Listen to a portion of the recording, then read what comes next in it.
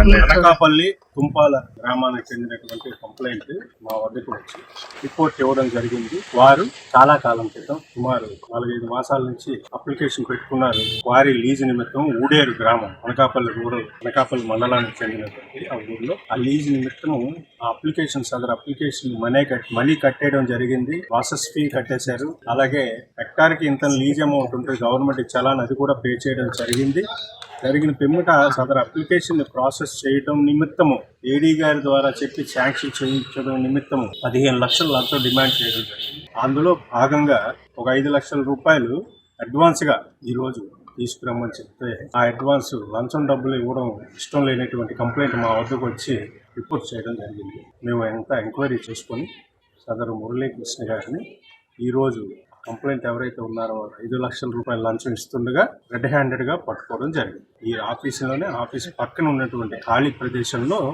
అతనికి రమ్మన్నాడు. వచ్చి 5 లక్షలు తీసుకుంటుండగా మేము వచ్చి రెడ్ హ్యాండెడ్గా పట్టుకోవడం జరిగింది. అతని వద్ద నుంచి మురళీకృష్ణ గారి వద్ద నుంచి 5 లక్షల రూపాయల లంచం డబ్బులు స్వాధీనం చేసుకున్నాం. అలాగే కేసుకి సంబంధించినటువంటి ఫైల్ని కూడా మేము స్వాధీనం చేసుకున్నాము.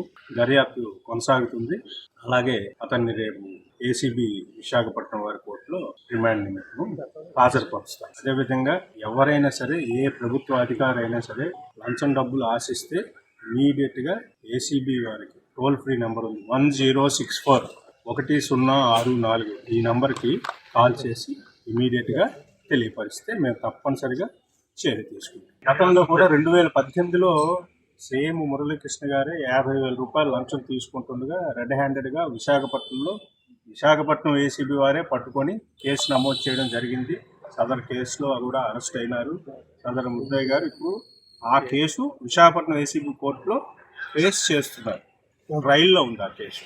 సరే, ఈయన బినామీ పేర్లతో అక్రమ క్వారీలు నిర్వహిస్తున్నారు. అవి కూడా మేము దర్యాప్తు చేస్తాం. సార్, ఇప్పటివరకు ఈయన సాంక్షన్ చేసిన వాటిని ఏమైనా మీరు విచారణ చేశారు? అవి కూడా విచారణ చేస్తాం.